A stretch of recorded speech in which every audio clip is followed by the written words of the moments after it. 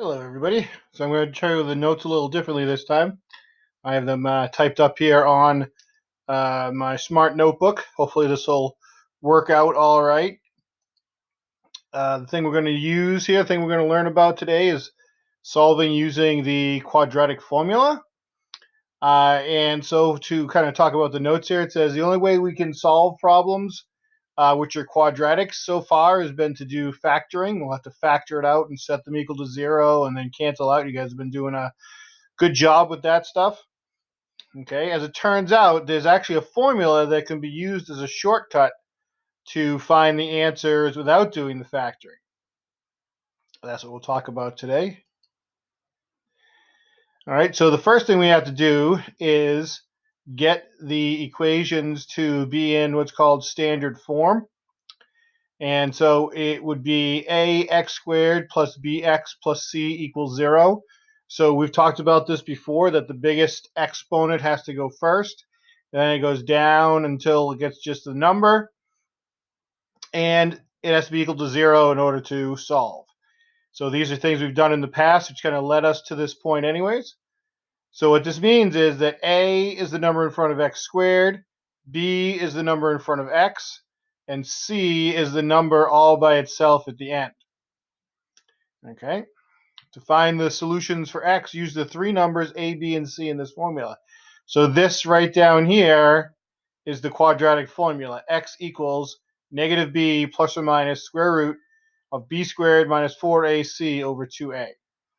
Okay, so it took people a long time to figure this out, and now they got it all in the right order. We can use it to find our solutions. Okay, so I have two examples. Here's the first one here. X squared plus 5x plus 6 equals 0. So we are in standard form. We have the x squared first, and then x, and then the numbers. So we have to remember there's a 1 here, even though it's not written. So a equals 1, b equals 5, and c equals 6. Okay.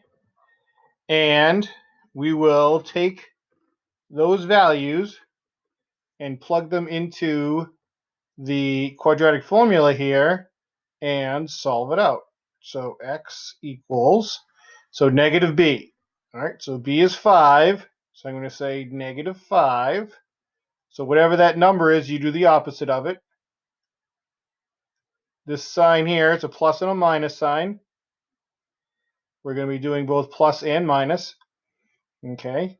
It says b squared, so 5 squared minus 4 times a times c.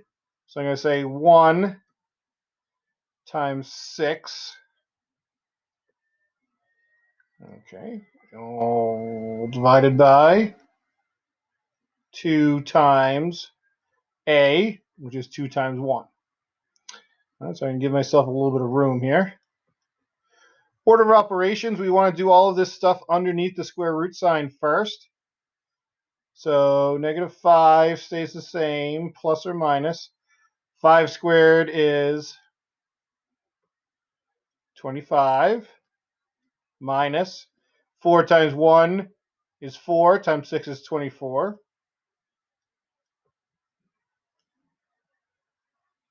And then 2 times 1 is 2. So 25 minus 24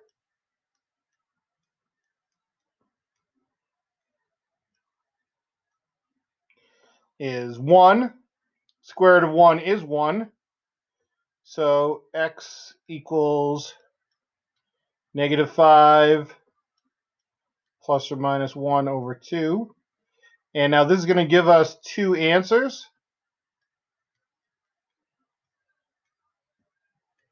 We have to do both the plus and the minus. So negative 5 plus 1 is negative 4. So negative 4 over 2 is negative 2. Negative 5 minus 1 is negative 6. So negative 6 over 2 is negative 3. So those are our two answers. The solution to the problem ends up being, let me extend the page here a little bit.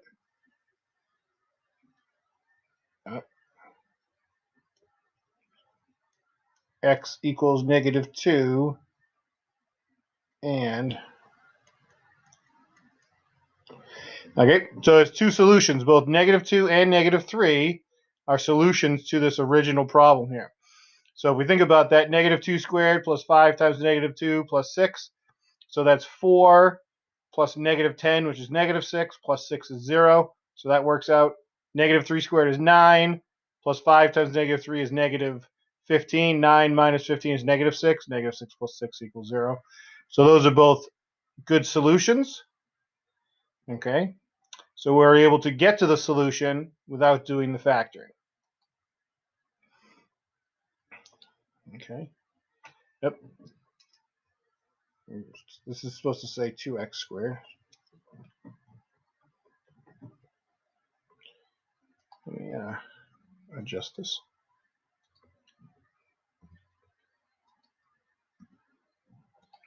All right, so we got 2x squared minus 5x equals 3. So this is not in the right form yet. Most important thing here is that the 3 isn't in the right place. Okay, we have to subtract 3 from both sides.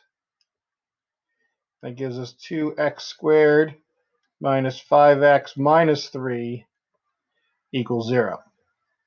Okay, so A is 2, B is -5, and C is -3. Those negative signs are super important. All right, so if there are minus signs in the problem there, then there's going to be negative signs in your A, B, and C. So it's going to be super important that we keep those values with us. So I'm going to say negative of -5 plus or minus. All right, I'm going to use parentheses here again. All right, we want to make sure that stays in parentheses. So 4 times 2 times -3. And now this fraction bar goes all the way across here. And it's going to say 2 times 2 on the bottom. All right, so we end up with a lot of stuff here. And we need to make sure that we are keeping all the signs and all the values in the right places. Okay, because if we mix up any of the positives and the negatives, we're not going to be getting the right things. So a negative of a negative is a positive, so I'm going to write positive 5. -5 squared is positive 25.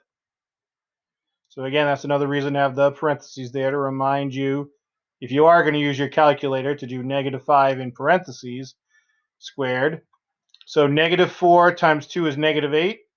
-8 times -3 is positive 24.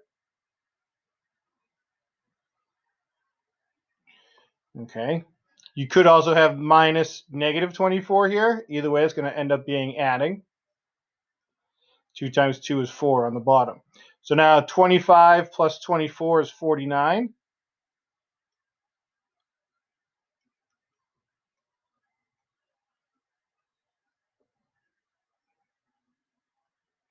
Okay. Square root of 49 is 7.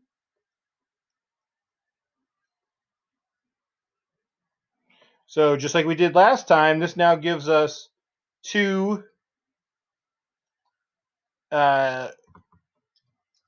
equations to solve here. Yep. Pen going again. X equals 5 plus 7 over 4.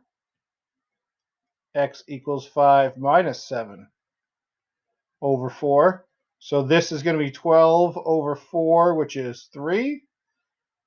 This is going to be -2 over 4, which is -1/2. So our solutions here, I'll write it up top.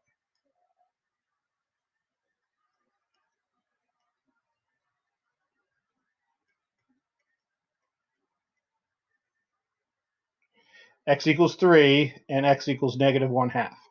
Those are going to be our two solutions for this problem. So we can get through all of it without doing the factoring.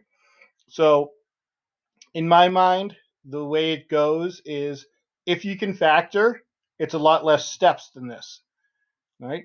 If factoring doesn't work that well for you, if you can't figure them out, you can do this process. It's just you need to have to be really careful while you're doing all of the steps not to lose any of your signs or get any of the values mixed up or anything like that.